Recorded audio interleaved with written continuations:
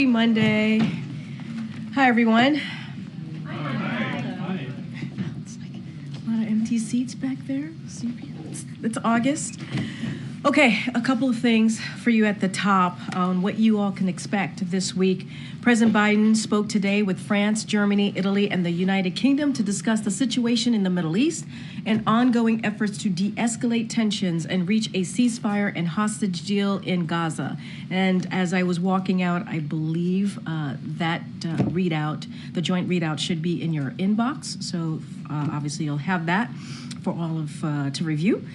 Tomorrow, the President and the First Lady will travel to New Orleans, where they will deliver remarks at a Biden Cancer Moonshot event. On Thursday, the President and the Vice President will travel to Prince George's County, Maryland, to deliver remarks on the progress they are making to lower costs for the American people. And on Friday, the President will head to Camp David for the weekend. We will definitely have more to share on this week's schedule in the days ahead. And one thing that I wanted to say, because we've all been watching these last 2 weeks, today we want to send a heartfelt congratulations to all the American athletes who made us so damn proud, as the President said, at this year's Olympics, bringing home an impressive 126 medals, including 40 gold medals. From the President on down, we have all been cheering you on here at the White House, and the First Lady and the Second Gentleman were proud to represent the United States and root for our athletes in Paris. The President also personally called Olympians last week to congratulate them and thank them for representing our nation on the world stage. As the First Lady said, and I quote, "Our athletes carry more than just our flag. They carry our nation's heart and our hopes with them too. From basketball and soccer to gymnastics and swimming, our nation's greatest athletes gave us their all and showed us that truly nothing is beyond our capacity when we do it together. Sports help us unite, and the Olympics remind us that despite our differences, we can come together to achieve greatness." While we are sad that the Olympics games, they're over, and we're very sad about that, it's come to an end, we are very excited to host them here in the United States in 2028. And we have the Paralympic Games to look forward to later this month, and you can bet we will be cheering just as hard for Team USA.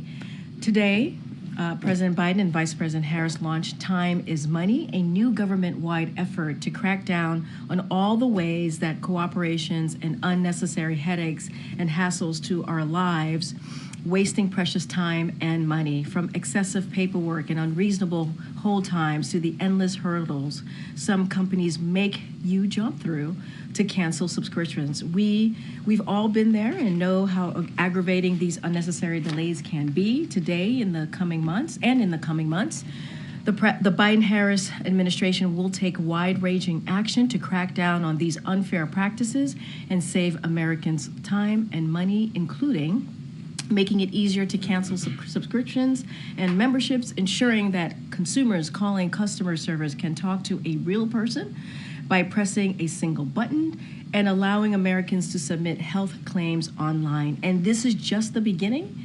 We are calling for Americans to share their ideas through an online portal on the White House website and to tell us directly how federal action can give them their time back. Americans are tired of being played for suckers, and President Biden and Vice President Harris will continue to use every tool available to protect Americans from corporate greed and practices that hit people in their pocketbooks. With that, Zeke, what you got? Thanks, Karine. Over the weekend, Vice President said she followed former President Donald Trump in saying she would support a proposal that would not tax tipped wages. If similar bill made its way to the President of the United States, President Biden, would he sign that proposal? That's something he would have embraced before. Absolutely. Look, this is something that the president supports.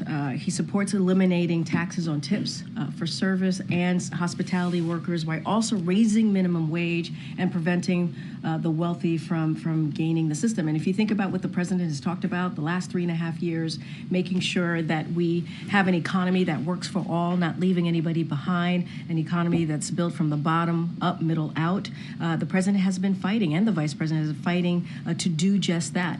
Think about raising the minimum wage, which the Trump administration, they blocked. Cut taxes for workers and families after Trump gave a $2 trillion tax cut skewed to billionaires and big corporations. Defend overtime protections for millions of workers whom the Trump administration left behind. Ensure workers have the freedom to join a union which the Trump administration undermined. You hear it talk about Maganomics and what the GOP is for. Therefore, giving tax breaks from billionaires and corporation.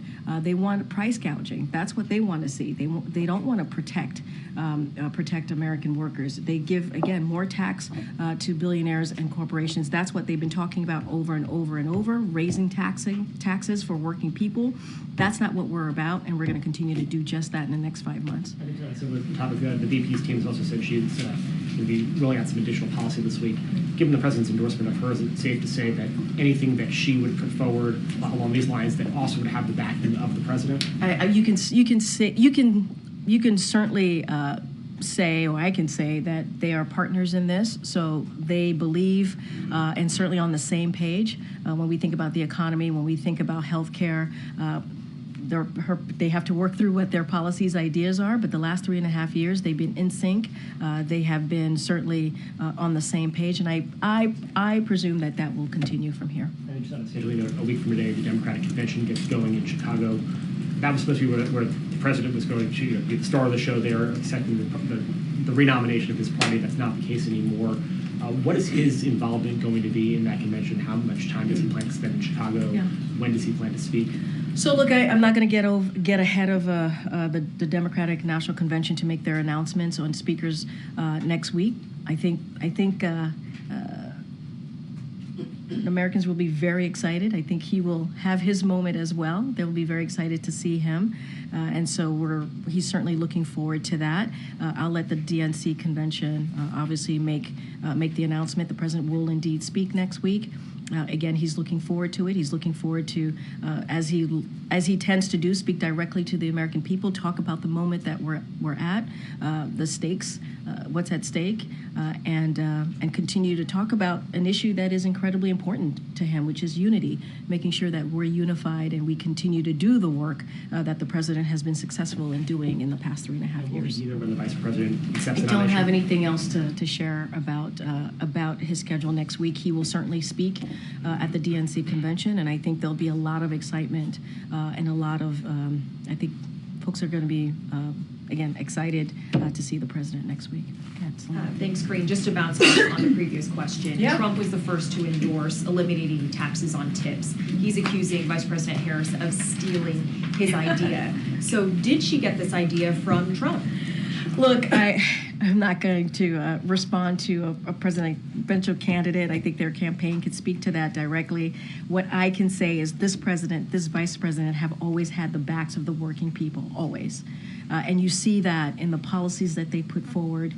Everything that we have put forward, historic pieces of legislation that are obviously now laws, are helping middle-class workers, are helping people in different communities that are normally, again, left behind. If you think about tax cut for workers and middle-class families, instead of billionaires and big corporations getting that tax break, raising minimum wage is something that we have talked about and done, ensuring workers can join a union. This is something that Republican officials themselves, they oppose. They have opposed.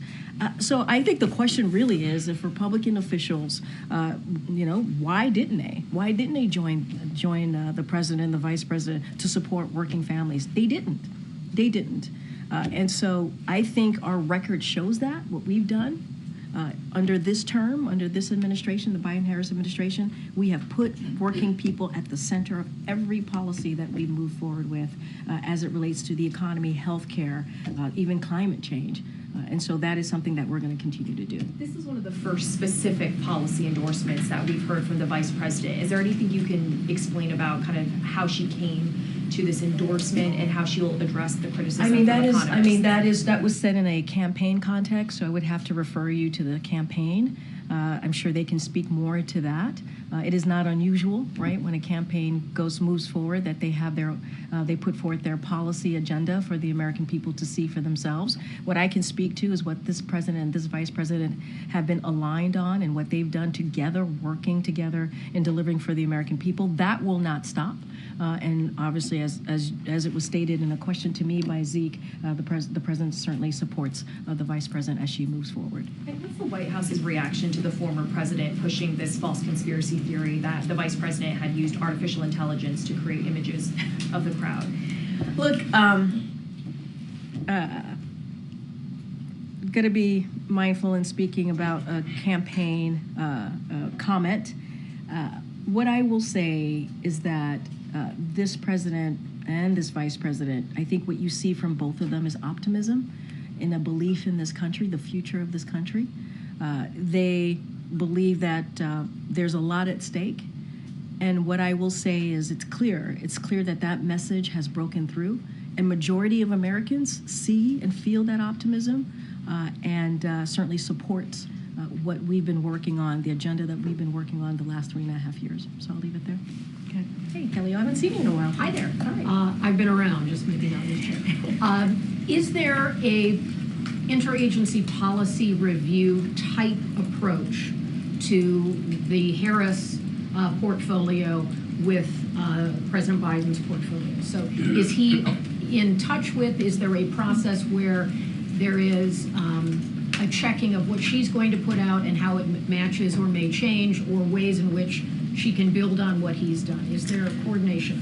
So I can't speak to an interagency kind of process in doing just that, trying to measure up or line up where they both are.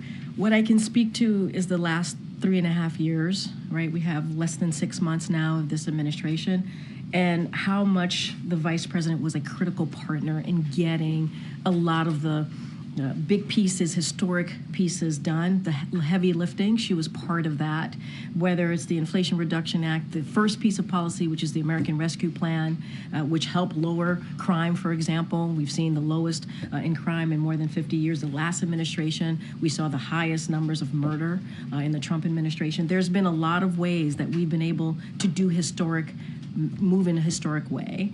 And so she's been part of that. She's been part of that. Obviously, again, as I was just stated, she's going to lay out her vision. But again, they've been aligned. They've been aligned for the last 3.5 years. There's not been any daylight. Does the president expect that she might want to move in some new directions, as sitting vice presidents have always had this issue, but does he expect that she might move in some new directions? So what I expect, again, being super careful here, because her campaign are going to make their own announcement, is she's going to build on the successes that they've had, going to build on the unprecedented successes, the historic successes that they've had. That's another reason why the president passed the torch, if you will, right? Understanding that they worked together very closely in the last 3.5 years, and that was going to continue, and she was the best person to move forward. This is someone who's been a vice president for almost 4 years, a senator, attorney general. She is incredibly qualified and understands where the majority of the American people are, and that's what we can expect. Go ahead, Lucy. Thanks, Karine. I wanted to clarify something the president said in the CBS interview over the weekend. Sure. When he was asked about his decision to step aside from the campaign, one of the things he said was that when he ran the first time, he thought of himself as a transition president, but then he said, but things got moving so quickly it didn't happen. Did he initially plan to serve one term and at some point change his mind? I don't know what to make of this. I mean, I honestly don't have much to say. I think his speech to the nation that he gave in the Oval Office laid that out, right? Talked about being a transition president, talked about passing the torch. You heard directly from him where his heart was, how he was thinking through this process, and his reasoning. And I would say his answer certainly speak for itself. For me, and I think I can speak for many of my colleagues who work with me day in and day out on behalf of this country, on behalf of this administration, is that we are so proud of this president and what he's been able to accomplish on behalf of the American people. You think about the economy, the strongest economy leading the world. You think how we've been able to beat Big Pharma. That's nothing to laugh at. That's been something that many presidents have tried to do. We're not able to get that done. You think about what he's been able to do with our allies and partners around the world and rebuild that relationship.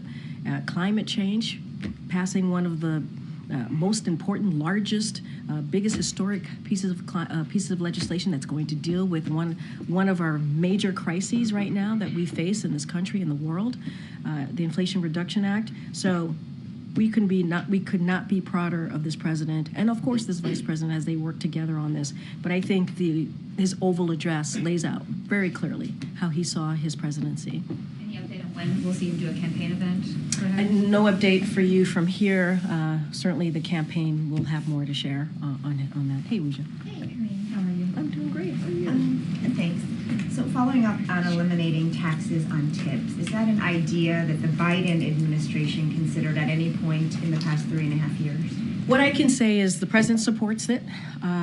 And what I can say is obviously the president and the vice president, very much how I answered the earlier question, is that we have always put at front and center making it easier, giving American families a little bit more breathing room, something the president says very often.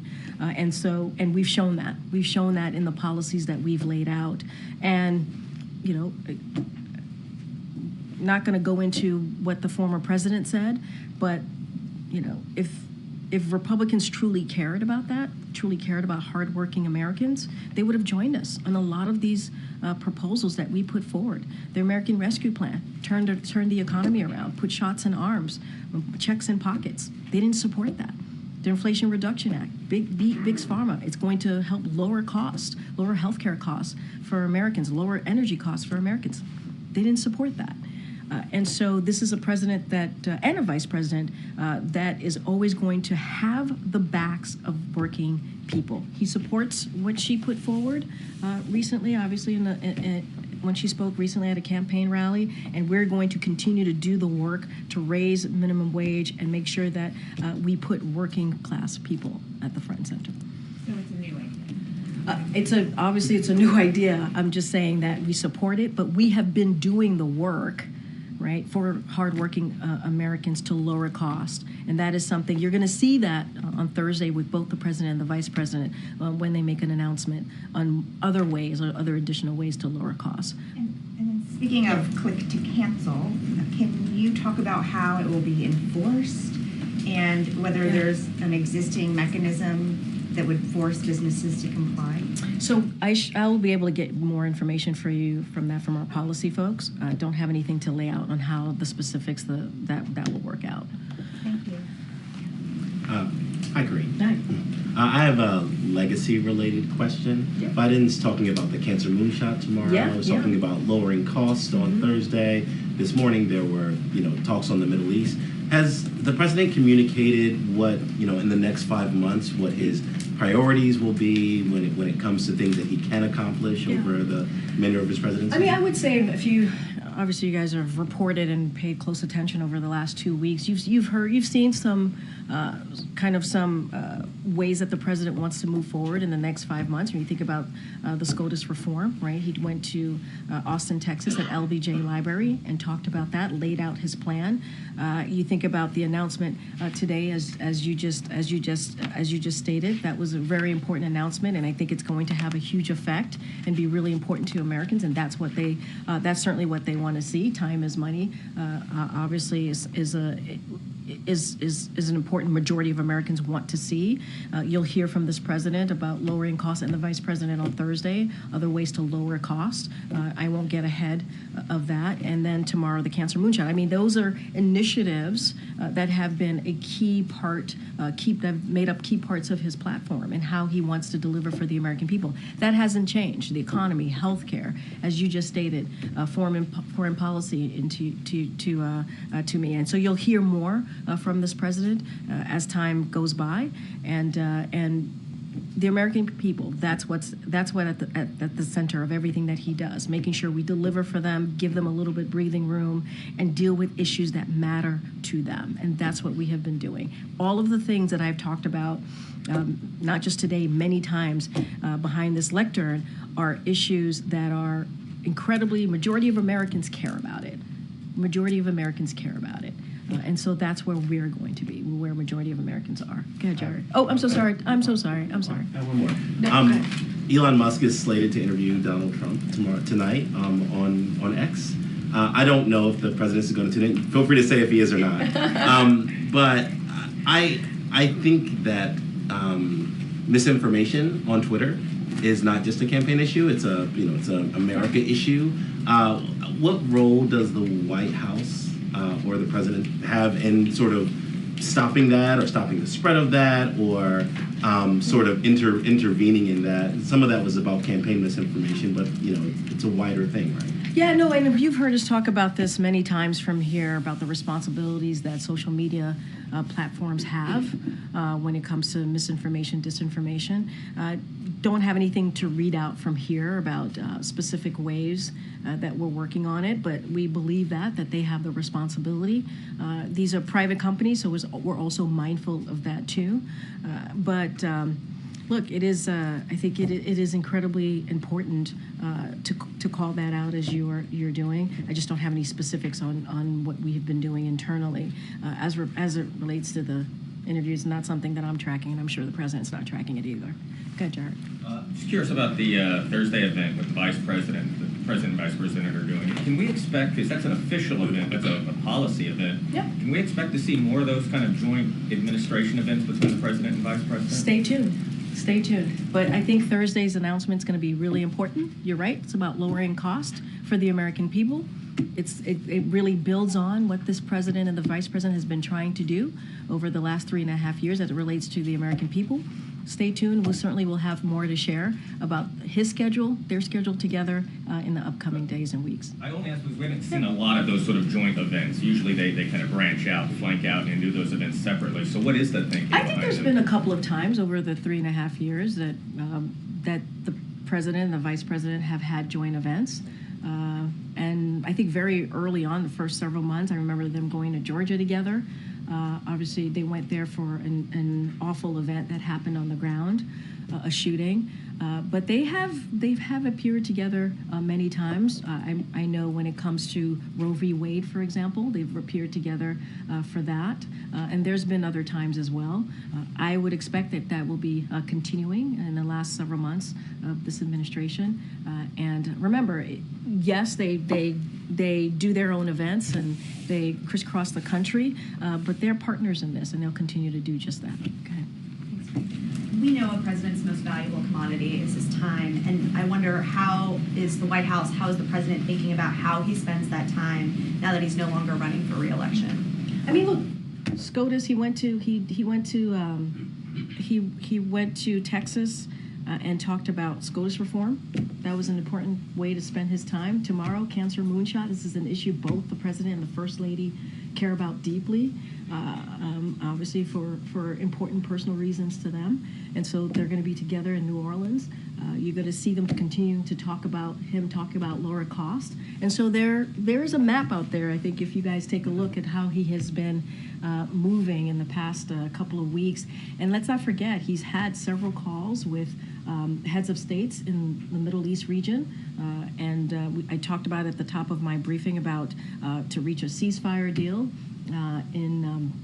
in the Middle East, and also a ceasefire hostage release deal, obviously, but also de-escalating the tensions. He spent his time doing that over the past 2 weeks and having those very important diplomatic conversations with those heads of states. So I think if you just look at what he's been doing, it's very clear what this president cares about, is focusing on, and it's all at the center of that, as I answered in my answer to one of your colleagues, is certainly the American people, whether it's national security, domestic, the center of it is the American people. And on the DNC, how is he viewing his role next week? Look, it's going to be mindful because it's a political event, but it's an event that he views as very important. It's an opportunity to talk about the issues that he cares about. It's an opportunity to talk about unity. It's an opportunity to be in front of millions of Americans to talk about what we've done in the last 3.5 years. I'm going to be mindful because it is a political event, but the president's looking forward to it. He sees this as an important moment, and especially as we move forward to the last several months. Go ahead, Michael. Michael? Oh, yeah, I'm sorry. Oh. I was going to ask a very similar question. I'm just curious if you could talk a little bit about what it's going to be like for the president to be giving this speech, knowing that if things had gone a little bit differently, he would be giving an accepted speech for a second term. I mean, look, I'm just going to go back to the Oval Office address because I think that address really laid out in a very thoughtful, even personal way of how this president saw this moment. And, it was a selfless act. It wasn't about him. It was about the country. He said this, and he thought it was an important moment. But this is a president that is proud of what he's been able to build. I've talked about the strongest economy leading the world in a modern administration, and we're going to continue to fight to deliver results for the American people. That doesn't end. That doesn't end. That is something that he is certainly very focused on, the middle class families. Let's not forget where this president came from, right? He grew up in Scranton, Pennsylvania. He understands what it's like to sit around that kitchen table and make really difficult decisions for your family, whether it's student loans, whether it's paying rent, mortgage, whatever it is. He understands how hard that is. And let's not forget when he stepped in as president, this country was paralyzed because the economy was falling and because of COVID. And he turned that around. Because of the American Rescue Plan, because of policies that he's put forth. And so I think that's important to note. And so he sees a lot more work to be done in the next several months. And his thought process and how he sees his decision certainly is in the Oval Office address that he made. And I think it's telling. I think it gives you a little bit insight of what he thought personally. Go ahead, Molly. Has the president started preparing for these remarks? Does he know what he wants his message to focus on? Is he going to work on them at Camp David? I think you could expect this president to focus on these remarks in the next several days, leading up to Monday. I think you can expect this president to take this moment. He understands this is an incredibly important moment that he will have next week at the Democratic National Convention. He's still very much the leader of the party, right? And he takes that very seriously. And he's also very proud of his vice president. Okay. Thank you, Karine. How mad is President Biden at Nancy Pelosi? You guys keep asking me this question. I think I've answered this question multiple times. Well, he has admitted now for the first time in this interview that Pelosi is one of the Democrats who squeezed him out of the race. She thought he was going to sink the whole ticket. So how mad is he at her for that?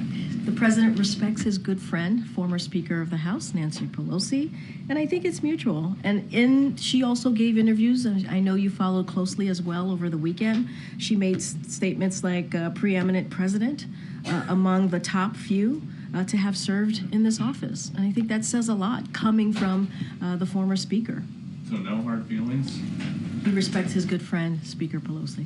I asked if there were any hard feelings. No hard feelings. He respects her, and I think it's mutual. But I will let the president speak for himself, obviously. And how long have you guys known that Vice President Harris does not think President Biden is doing a good job at the border? Wait, say that one more time. Well, she's now promising to hire thousands more border agents than there are now under President Biden. Wait, but start your question again.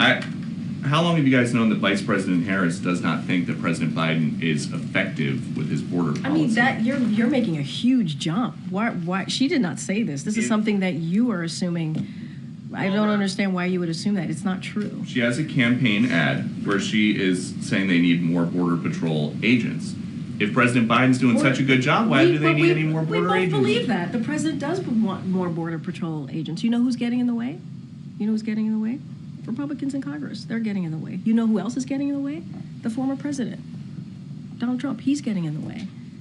I mean, there's no daylight here. I'm not understanding the question because there's no daylight. The president believes that as well, and he's worked towards doing that.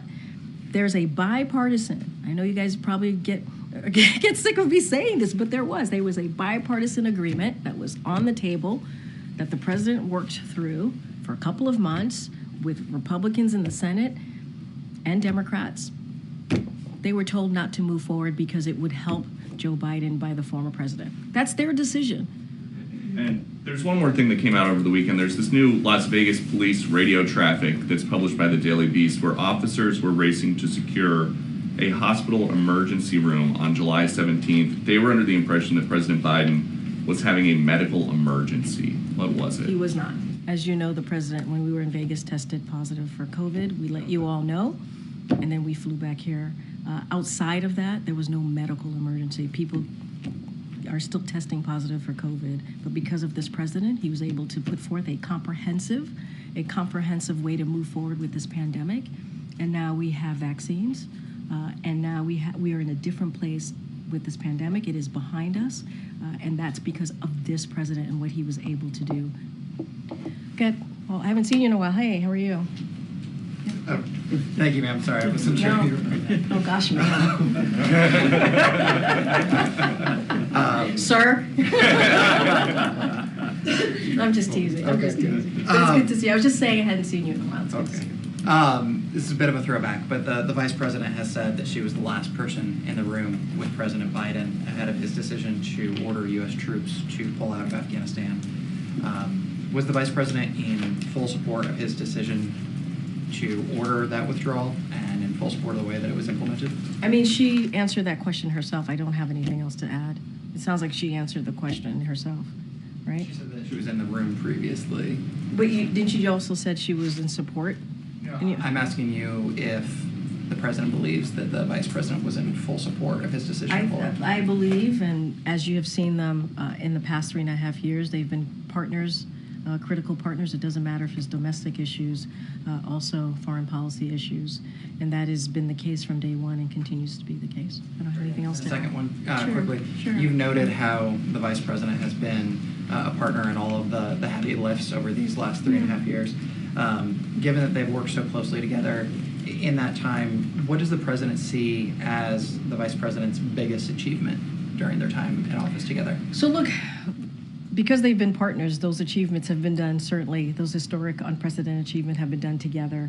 I'll say this, the president believes in the vice president leadership, her temperament, her experience, and he has said this himself. One of the proudest decisions that he made in 2020 was selecting her as vice president because he believed that she can go on day one. And you've seen them do that together on day one of this administration. That doesn't change.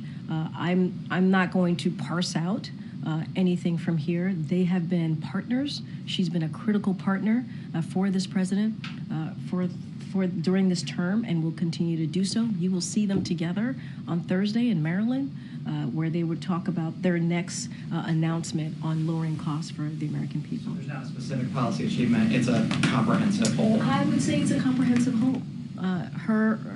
Our accomplishments here, the Biden-Harris accomplishments, are the Biden-Harris accomplishments. She's played a role, whether it is being on the floor of the Senate, right, getting really important legislations to pass through, right, or being in the room with the president on trying to figure out how to move forward strategically with the policy or how to make tough decisions on behalf of the American people.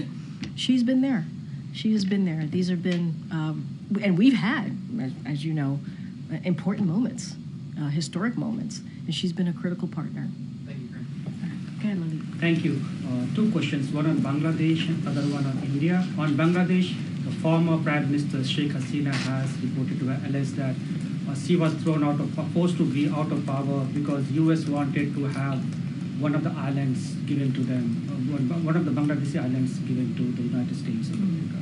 And because it didn't agree to it, she was forced to resign. There was turmoil, internal disturbance within the country. So, I'm sorry, what's the question? Question is, what's the reaction to the allegations? So, we have had no involvement at all. Any any reports or rumors that the United States government was involved in these events is simply false. That is not true. This is a choice for and by the Bangladeshi people. We believe that the Bangladeshi people should determine the future of the Bangladeshi government, and that's where we stand. Any allegations, certainly we will continue to say, and I have said here, is simply untrue. Secondly, over the weekend, several Hindu American groups held a protest march in front of the White House, urging the president that he should be taking some steps to stop the atrocities against Hindus in the Bangladesh. And also two of the Hindu lawmakers, Radha Krishnamurti and Sri Thaneda, who both are from the Democratic Party, they have also written letters to the administration seeking their help in stopping atrocities against Hindus in Bangladesh and other minority groups. So look, we're going to continue certainly to monitor the situation. I don't have anything else to add to say beyond that. But when it comes to any type of human rights issues here, the president has been very consistent in speaking loud and clear in public and also privately. Don't have anything, and he'll continue to do that, but don't have any specific engagement to speak to at this time. One question on India. As president plans to, for the next 6 months, what are the unfinished agenda on his India-US relationship and also on Quad? So look, the president views our relationship, the United States relationship with India, as one of the most consequential in the world. And so we work closely with India on our most vital priorities, including through the Quad and the U.S.-India initiative on this critical and emerging technology. And so we look forward to continuing to expand our critically important partnership and how it's going to benefit the American people. And we want to create more prosperous and secure Indo-Pacific and the world. And so that is going to continue to be our focus as we move forward. You mentioned earlier the president's push to reform the Supreme Court, term limits and ethics requirements. Can you talk about what the plan is to achieve that once Congress comes back? Are you laying the groundwork in any way at this point, or otherwise trying to get that across the finish line? So look, the president laid out 3 ways that he wants to see that moving forward. And he did that in his Washington Post op-ed, and certainly when he was in Austin, Texas, about 3 weeks ago. And so we laid out our ideas and our thoughts. Some of them, if you think about term limits, you've seen conservative experts also agree with us on that, how there should be term limits.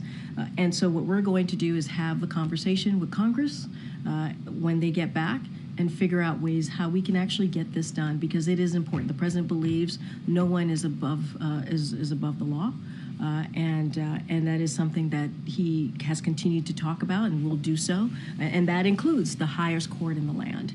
And what we have seen from the highest court in the land is not normal. You heard the president say that. It is not normal. And so we're going to work with Congress, come up with some ways to deal with this, to really address SCOTUS reform, and he wants to see it done in a bipartisan way. We think it's possible. Is he at all doing anything to lay the groundwork now before Congress comes back, looking for allies in Congress or otherwise taking any concrete steps?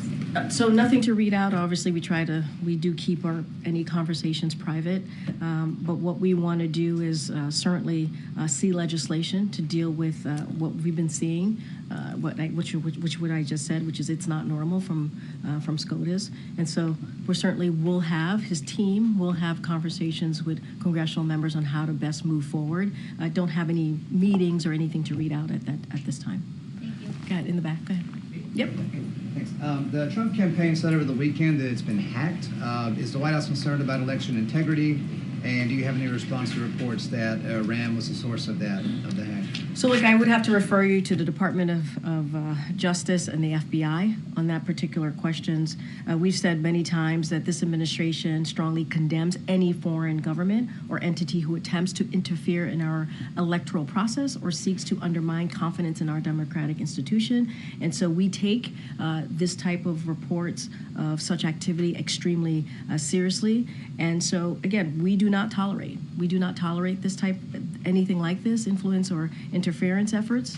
And we have made that very clear with foreign actors, that such influence or interference is unacceptable, and our efforts to protect our elections have grown significantly over the years, even as the threat landscape has become increasingly complicated. But for this particular question, I would have to refer you to the Department of Justice and FBI. I cannot comment on the veracity of the claims that Iran was involved. Okay, thanks. And one more. As a member of the administration, can we expect the Vice President to come out here and speak to the American people in the briefing room at some point? The President and the Vice President speaks to the American people regularly, and that's where I'll leave that. Go ahead, sir, right there. Thank you. What is the U.S. the administration is doing in regards to Iran planning to deliver hundreds of ballistic missiles to Russia? I mean, what mechanism are you using to stop that? And then I have another question on Venezuela.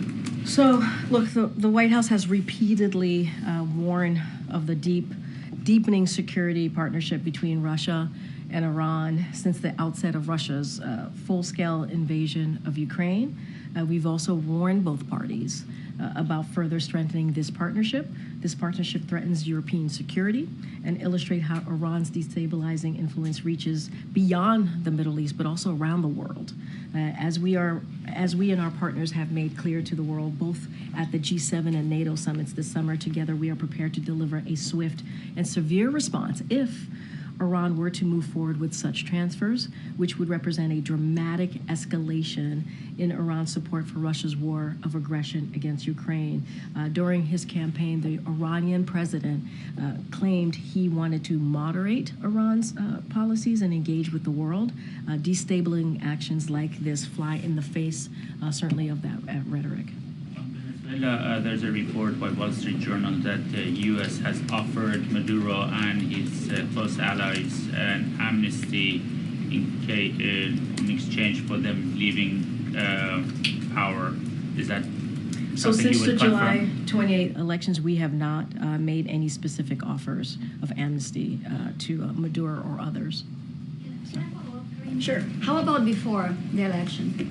What I can because say, there are information that this offer was made, started last year, this discussion of amnesty. what I can say is, what I can speak to is since the election, we have just not made that type of offer. Another one on Venezuela, and then I have one on the Middle East, very quick one. Sure.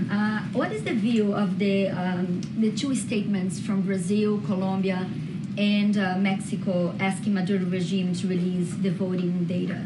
Is this enough, or you would like to see these three countries doing more? I mean, look, it's been 2 weeks after the elections in Venezuela. It is abundantly clear, right, to the majority of Venezuelan people, the United States, and growing number of countries, as you just listed, that Edmundo won the most votes in the July 28th presidential election, and Maduro must recognize it. We've said that, and we'll continue to say that. More than 80% of the voting tally sheets published by civil society and opposition corroborated by independent observers, and so we think Maduro must recognize it. Is the statement helpful? Is a good step? I mean, look, we certainly are going to continue to be very clear here that Maduro must recognize it. Countries are going to do what they feel is the right way to move forward, so we'll let them speak to that. But we've been very clear. Maduro must recognize it. Another one, last one about the Middle East, because earlier John Kirby said that Iran could attack Israel this week. Does the White House believe an attack is inevitable? I'm not going to get into our intelligence from here or what another country is going to do. That is not something that I'm going to do from this podium. You heard from NSC, so I will leave it to them to speak to that and what my colleague said, John Kirby said. I just don't have anything else to add.